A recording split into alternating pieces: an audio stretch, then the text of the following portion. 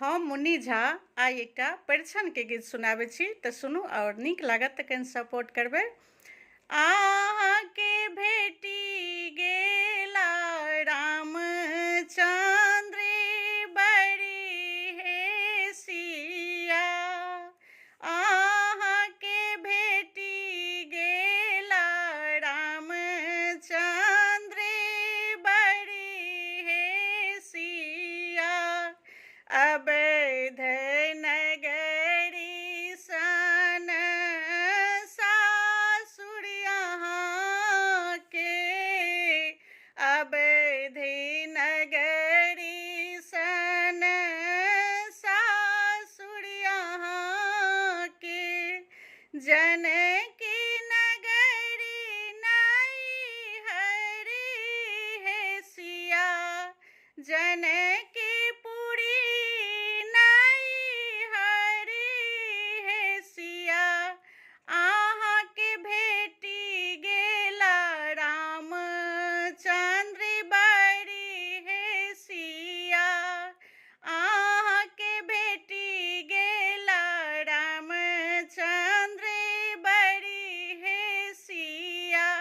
राजा दशरथ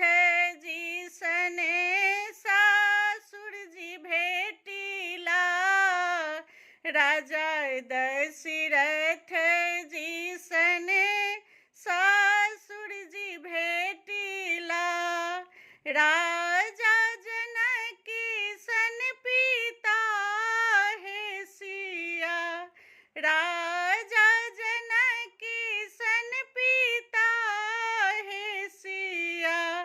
अहाँके भेटी गेला रामचंद्र बड़ी हे सिया,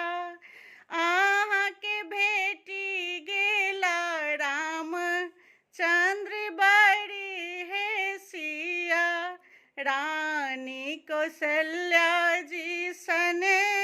सासु अहाँ के, रानी कौशल्या सन सासु जी अहाँ के, रानी सुनैना छथि माई हे सिया, रानी सुनैना छथि माई हे सिया, अहाँके भेटी गेला रामचंद्र बड़ी हे सिया, अहाँके भेटी गेला रामचंद्र बड़ी हे सिया, लक्ष्मण भरत जी सन देवर जी अहाँ के, लक्ष्मण भरत जी सन देवर जी अहाँ के, रानी कौशल्या सन सासु हे सिया, रानी कौशल्या जी सन सासु हे सिया, अहाँके भेटी गेला रामचंद्र बड़ी हे सिया, अहाँके भेटी गेला रामचंद्र बड़ी हे सिया। जय मिथिला। नीक लागत तऽ कनि सपोर्ट जरूर करबै।